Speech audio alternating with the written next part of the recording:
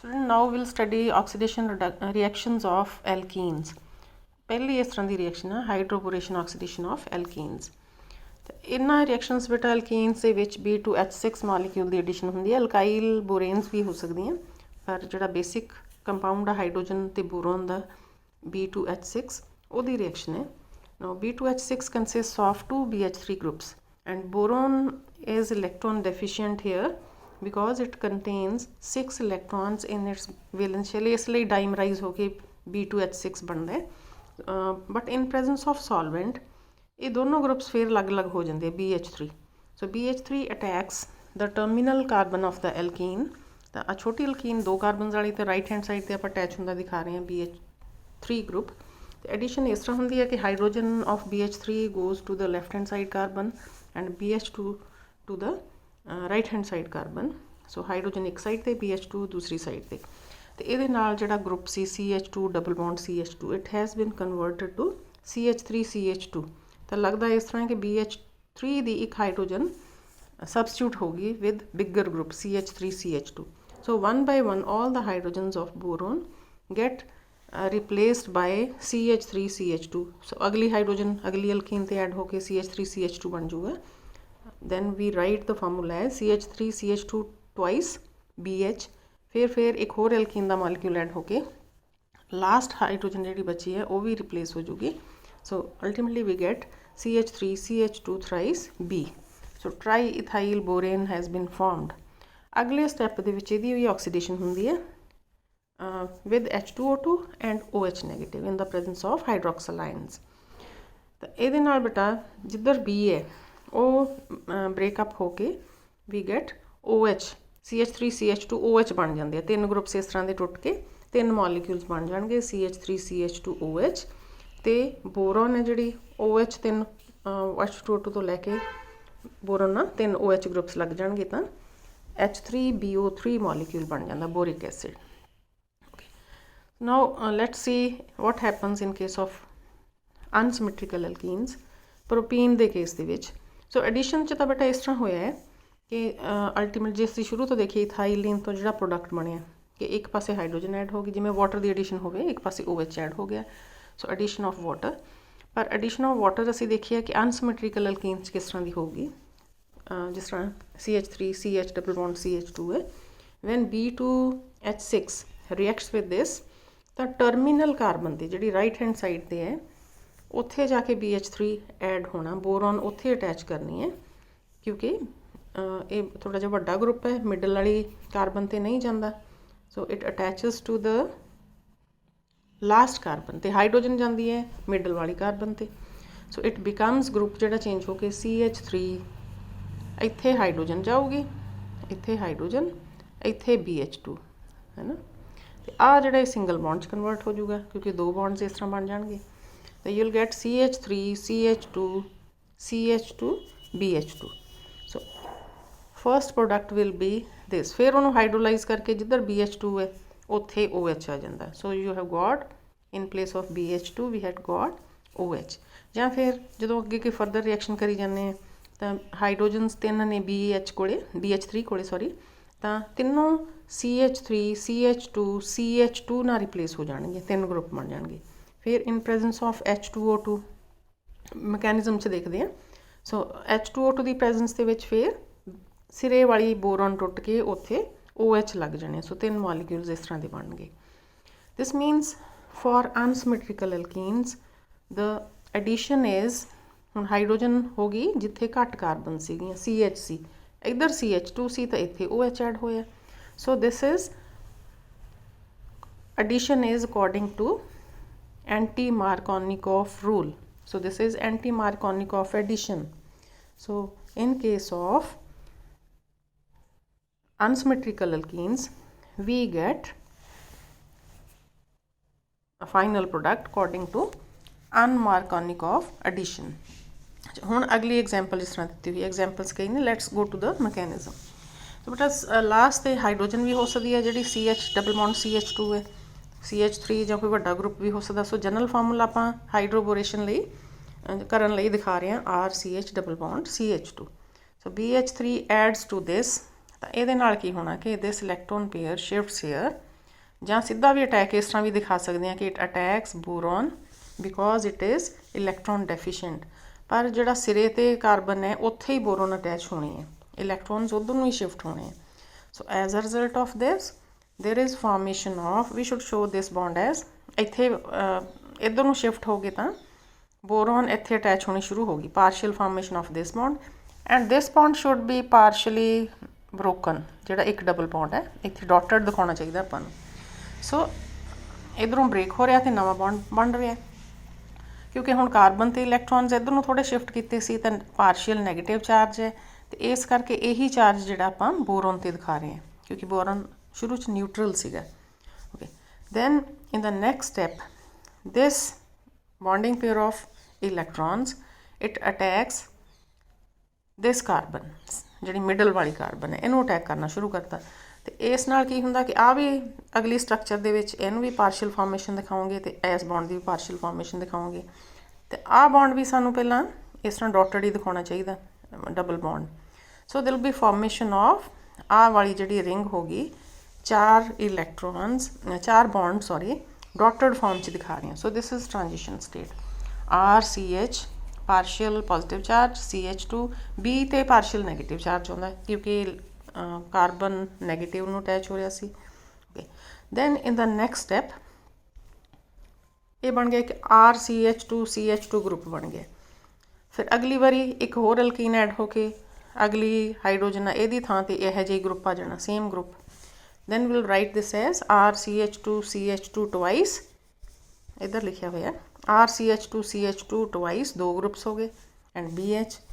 then in the next step ਆਪਾਂ mechanism ਇੱਕ step ਲਈ ਦਿਖਾਉਣਾ ਹੈ। then in the next step ਇਸ ਤਰ੍ਹਾਂ ਦਾ ਇੱਕ ਹੋਰ ਗਰੁੱਪ ਬਣ ਜਾਊਗਾ, so we'll write this as 3 RCH2 CH2 thrice, ਤੇ ਹਾਈਡਰੋਜਨ ਹੁਣ ਕੋਈ ਬਚੀ ਹੋਈ ਨਹੀਂ, ਤਿੰਨੋਂ ਗਰੁੱਪਸ ਵੱਡੇ ਹੋ ਗਏ, ਅਲਕਾਈਲ ਗਰੁੱਪਸ ਹੋ ਗਏ। then comes oxidation of alkyl ਬੋਰੇਨਸ। ਹੁਣ ਅਲਕਾਈਲ ਬੋਰੇਨਸ ਜਿਹੜੀਆਂ ਬਣੀਆਂ ਕਿਉਂਕਿ BH3 ਨੂੰ ਬੋਰੇਨ ਕਹਿੰਦੇ ਆ ਨਾ, ਸੋ ਹੁਣ ਅਲਕਾਈਲ ਉਹਦੀ ਥਾਂ 'ਤੇ ਹੋ ਗਈ ਤਾਂ ਅਲਕਾਈਲ ਬੋਰੇਨਸ ਹੋ ਗਈਆਂ। ਤਾਂ ਹੁਣ ਰਿਐਕਸ਼ਨ ਦਿਖਾਉਣੀ ਆਪਾਂ H2O2 ਨਾਲ। H2O2 ਦਾ ਹਾਈਡਰੋਕਸਲ ਆਇਨਸ ਦੀ ਪ੍ਰੈਜ਼ੈਂਸ ਦਿਖਾਉਂਦੇ ਆ। ਸੋ OH ਨੈਗੇਟਿਵ ਦੇ take up 1 hydrogen from H2O2, ਤਾਂ ਉਹਦੇ ਨਾਲ HOO ਨੈਗੇਟਿਵ ਆਇਨ ਬਣਦਾ ਹੈ plus H2O। so this is the ion which will attack our boron। so in the next step ਜਿਹੜੀ ਟਰਾਈ ਅਲਕਾਈਲ ਬੋਰੇਨ ਸੀਗੀ ਉਹਦੇ 'ਤੇ ਅਟੈਕ ਕੀਤਾ ਹੋਇਆ O ਨੈਗੇਟਿਵ ਦੇ through. so there is formation of bond with this। ਹੁਣ ਨੈਗੇਟਿਵ ਚਾਰਜ ਕਿਉਂਕਿ 2 electron ਸੀ ਉਹਦੇ ਨਾਲ ਹੀ ਆ ਬੌਂਡ ਬਣਿਆ, ਤਾਂ ਬੋਰੋਨ 'ਤੇ ਹੁਣ ਨੈਗੇਟਿਵ ਚਾਰਜ ਉਹੀ ਟਰਾਂਸਫਰ ਹੋ ਗਿਆ। ਜਦੋਂ ਕੋਈ ਨਿਊਟਰਲ ਐਟਮ ਚਾਰਜ ਐਟਮ ਨਾਲ ਅਟੈਚ ਹੁੰਦਾ ਤਾਂ ਉਹੀ ਚਾਰਜ ਉਹਦੇ 'ਤੇ ਆ ਗਿਆ। ਸੋ ਇਹ ਤਾਂ ਆਪਾਂ ਨੈਗੇਟਿਵ ਚਾਰਜ ਦਿਖਾ ਰਹੇ ਹਾਂ।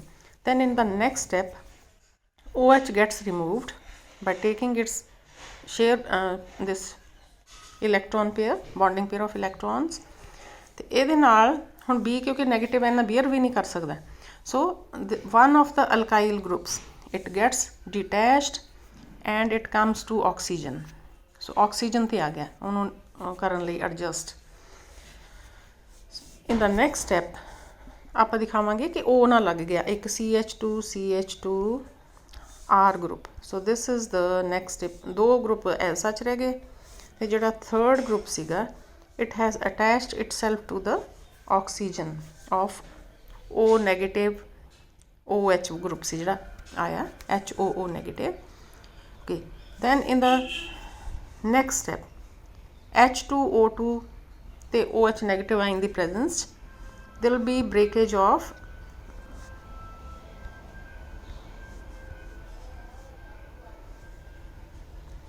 there should be oxygen। okay, in the next step one more group will again O negative OH ਇੱਕ ਵਾਰੀ ਅਟੈਚ ਹੋਊਗਾ, ਆਪਾਂ ਡਿਟੇਲ 'ਚ ਨਹੀਂ ਉਹ ਦਿਖਾ ਰਹੇ। ਸੋ ਉਹ ਵਾਲੀ ਆਕਸੀਜਨ ਨੂੰ ਸੈਕਿੰਡ H2O2 ਨਾਲ ਰਿਐਕਸ਼ਨ ਜਦੋਂ ਹੋਣੀ ਹੈ ਤਾਂ ਇੱਕ ਹੋਰ ਗਰੁੱਪ ਆਕਸੀਜਨ ਨਾਲ ਅਟੈਚ ਹੋ ਗਿਆ। ਨੈਕਸਟ ਟਾਈਮ ਜਦੋਂ ਆਪਾਂ ਫਿਰ H2O2 ਤੇ OH ਨੈਗੇਟਿਵ ਦੀ ਪ੍ਰੈਜ਼ੈਂਸ ਦੇ ਵਿੱਚ ਥਰਡ ਗਰੁੱਪ ਵੀ ਆਕਸੀਜਨ ਨਾਲ ਜਾ ਕੇ ਅਟੈਚ ਹੋ ਗਿਆ। ਸੋ ਇਹਦੀ ਪ੍ਰੈਜ਼ੈਂਸ ਸਾਰੇ ਗਰੁੱਪਸ ਆ ਜਿਹੜੇ ਦੇ ਅੱਗੇ O ਆ ਗਿਆ because they have shifted to O negative of HOO negative. Hydroxyl H2O2 hydrogen peroxide ਤੋਂ ਜਿਹੜੇ ਆਏ ਸੀ। Then in the presence of sodium hydroxide ਕੀ ਹੋਣਾ ਹੈ ਕਿ ਇੱਥੋਂ ਆਹ ਤਿੰਨੋਂ ਬੌਂਡਸ ਬ੍ਰੇਕ ਹੋ ਜਾਣੇ ਆ। ਸੋ ਹਾਈਡਰੋਜਨ ਜਿਹੜਾ ਪਾਰਟ ਹੈ ਤਿੰਨਾਂ ਨਾਲ ਆ ਜਾਣਾ ਵਾਟਰ ਸੋਡੀਅਮ ਹਾਈਡਰੋਕਸਾਈਡ ਦਾ, ਅਤੇ ONA ਪਾਰਟ ਹੈ ਇਹਦੇ ਨਾਲ ਆ ਜਾਣਾ NaOH। ਤਾਂ ਪ੍ਰੋਡਕਟ ਕੀ ਬਣ ਰਹੀ ਹੈ, ਤਿੰਨ ਮੋਲੀਕਿਊਲਸ ਨੇ। ਸੋ Na3BO3। ਸੋ ONA ਇਹਦੇ ਨਾਲ ਰਲ ਕੇ ਤਿੰਨ ਗਰੁੱਪਸ ਤੋਂ ਤਿੰਨ ਆਕਸੀਜਨਸ ਅਤੇ ਤਿੰਨ ਸੋਡੀਅਮ, ਅਤੇ ਉਹੀ ਤਿੰਨ ਆ ਜਿਹੜੇ ਹਾਈਡਰੋਕਸਾਈਡਸ ਇੱਥੇ ਚਲੇ ਗਏ OH negative. So there is formation of alcohol, and this alcohol adds according to anti-Markovnikov addition। ਇਹ ਯਾਦ ਰੱਖਣਾ ਪੈਣਾ ਹੈ ਕਿ ਬੋਰੋਨ ਦੇ ਕੇਸ ਦੇ ਵਿੱਚ ਜਦੋਂ ਐਡੀਸ਼ਨ ਹੁੰਦੀ ਹੈ ਤਾਂ ਉਦੋਂ ਐਂਟੀ ਮਾਰਕੋਨਿਕੋਵ ਪ੍ਰੋਡਕਟ ਬਣਦੀ ਹੈ। Then next oxidation reaction is oxymercuration, demercuration of alkenes. So ਇਹਦੇ 'ਚ ਵੀ ਪਹਿਲਾਂ ਮਰਕਿਊਰੇਸ਼ਨ ਹੁੰਦੀ ਹੈ, ਮਰਕਰੀ ਵਾਲਾ ਇੱਕ ਵੱਡਾ ਗਰੁੱਪ ਅਟੈਚ ਹੁੰਦਾ ਹੈ, ਪਰ ਉਹ ਵੀ ਬੇਟਾ ਟਰਮੀਨਲ 'ਤੇ ਹੀ ਹੋਣਾ। ਅਨਸਿਮੈਟ੍ਰੀਕਲ ਐਲਕੀਨਸ ਦੇ ਕੇਸ ਦੇ ਵਿੱਚ ਜਿਹੜੀ ਸਿਰੇ 'ਤੇ ਕਾਰਬਨ ਹੈ ਡਬਲ ਬੌਂਡ ਵਾਲੀ, ਉੱਥੇ ਜਾ ਕੇ ਅਟੈਚ ਹੋਣਾ। For example this is alkene. ਪਹਿਲਾਂ ਮਰਕਰੀ ਵਾਲਾ ਗਰੁੱਪ ਲੱਗਦਾ ਹੈ, ਇਹਦੇ 'ਚੋਂ ਦੋ ਐਸੀਟੇਟ ਗਰੁੱਪਸ ਨੇ CH3COO। CH3CO ਨੂੰ ਐਸੀਟਾਈਲ ਗਰੁੱਪ ਕਹਿੰਦੇ ਆ, CH3CO ਨੈਗੇਟਿਵ ਨੂੰ ਐਸੀਟੇਟ ਗਰੁੱਪ ਕਹਿੰਦੇ ਆ, ਹੈ ਨਾ। CH3CO ਐਸੀਟਾਈਲ, ਅਤੇ ਇਹ ਹੋ ਗਿਆ ਐਸੀਟੇਟ ਗਰੁੱਪ। ਸੋ ਮਰਕਰੀ ਦੀ ਕਿਉਂਕਿ ਦੋ ਵੈਲੈਂਸੀ ਹੈ ਤਾਂ ਦੋ ਗਰੁੱਪਸ ਆਪਾਂ ਲਾਏ ਹੋਏ ਆ ਇੱਥੇ। ਸੋ ਟਰਮੀਨਲ ਕਾਰਬਨ ਨੂੰ ਐਸ ਨੂੰ ਮਰਕਰੀ ਅਟੈਚ ਹੋਣੀ ਹੈ, ਮਰਕਰੀ ਇੱਥੇ ਜਾਣੀ ਹੈ ਅਤੇ ਇੱਕ ਗਰੁੱਪ ਐਸੀਟੇਟ ਉੱਤਰ ਜਾਣਾ ਹੈ। ਅਤੇ ਫਿਰ ਬੇਟਾ ਜਿਹੜਾ ਹੈਗਾ OH, ਮਰਕਰੀ ਜਿੱਥੇ ਜਾਣੀ ਹੈ ਹੁਣ ਹਾਈਡਰੋਜਨ ਉੱਥੇ ਆ ਜਾਣੀ। ਇਹ ਯਾਦ ਰੱਖਣਾ ਪੈਣਾ ਕਿ ਜਿਹੜੀ ਬੋਰੋਨ ਦੇ ਕੇਸ ਸੀ, ਜਿੱਥੇ ਬੋਰੋਨ ਜਾਂਦੀ ਸੀ ਉੱਥੇ OH ਲੱਗਦਾ ਸੀ। ਹੁਣ ਮਰਕਿਊਰਿਕ ਐਸੀਟੇਟ ਦੇ ਕੇਸ 'ਚ ਸਿਰੇ 'ਤੇ ਜਿੱਥੇ ਮਰਕਰੀ ਲੱਗਦੀ ਹੈ ਉੱਥੇ ਹਾਈਡਰੋਜਨ ਆ ਜਾਂਦੀ ਹੈ। ਟੈਟਰਾਹਾਈਡਰੋਫੁਰਨ ਤਾਂ ਸੋਲਵੈਂਟ ਹੈ, and we get this product mercury acetate. ਇੱਕ ਗਰੁੱਪ ਉਹਦਾ ਉੱਤਰ ਗਿਆ ਹੋਇਆ, ਉਹ CH3COH ਬਣਾਉਂਦਾ, ਅਤੇ HgOOC ਸੋ ਇਸ ਗਰੁੱਪ ਨੂੰ ਅਸੀਂ ਛੋਟਾ ਲਿਖਣ ਲਈ ਇਹਨੂੰ ਸਿੰਪਲ OAC ਵੀ ਲਿਖ ਸਕਦੇ ਹਾਂ, ਕਿਉਂਕਿ AC ਐਸੀਟਾਈਲ ਗਰੁੱਪ ਲਈ ਹੈ ਅਤੇ ਇੱਕ ਆਕਸੀਜਨ ਉਦੋਂ ਵੱਧ ਐਸੀਟੇਟ, ਸੋ ਇਹਨੂੰ OAC ਨਾਲ ਸ਼ਾਰਟ ਫਾਰਮ ਦੇ ਵਿੱਚ ਰਿਪਰੈਜ਼ੈਂਟ ਕਰ ਸਕਦੇ ਹਾਂ। Then in the next step in presence of sodium borohydride, ਤਾਂ ਆਹ ਗਰੁੱਪ ਉੱਤਰ ਕੇ ਇੱਥੇ ਹਾਈਡਰੋਜਨ ਆ ਜਾਂਦੀ ਹੈ। Okay, the reaction given is OH on second carbon, ਅਤੇ ਰਾਈਟ ਹੈਂਡ ਸਾਈਡ ਜਿਹੜੀ ਕਾਰਬਨ ਹੈ ਉਹਦੇ 'ਤੇ ਮਰਕਰੀ ਦਾ ਇੱਕ ਐਸੀਟੇਟ ਗਰੁੱਪ, ਮਰਕਰੀ ਉਹਦੇ ਨਾਲ ਅਟੈਚ ਹੋਈ ਹੋਈ ਹੈ। Then in the next step this gets removed in presence of sodium borohydride, ਅਤੇ ਜਿੱਥੇ ਮਰਕਰੀ ਉੱਤਰ ਕੇ ਹਾਈਡਰੋਜਨ ਆਉਂਦਾ that step is known as demercuration. So ਪਹਿਲਾਂ ਮਰਕਿਊਰੇਸ਼ਨ ਜਿੱਥੇ ਅਟੈਚ ਹੋਈ ਹੈ, then is ਡੀਮਰਕਿਊਰੇਸ਼ਨ।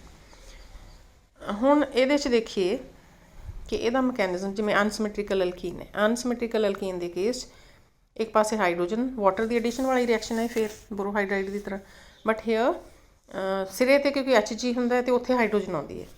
So hydrogen will come here, ਇੱਥੇ ਹਾਈਡਰੋਜਨ ਆਊਗਾ, ਆਹ ਬੌਂਡ ਟੁੱਟ ਕੇ ਸਿੰਗਲ ਬੌਂਡ ਹੋ ਜਾਊਗਾ, and this is OH will come here.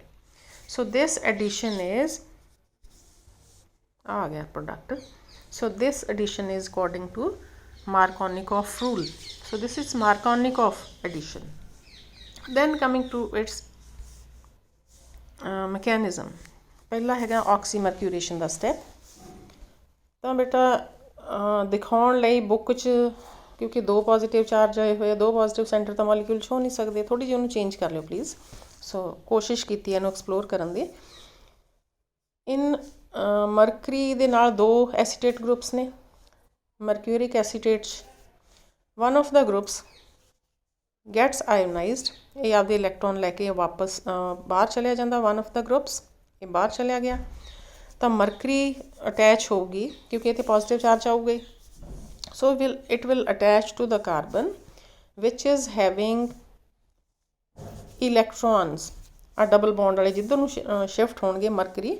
ਸੋ ਆਹ ਆਪਾਂ ਦਿਖਾ ਰਹੇ ਹਾਂ ਕਿ it will attach here।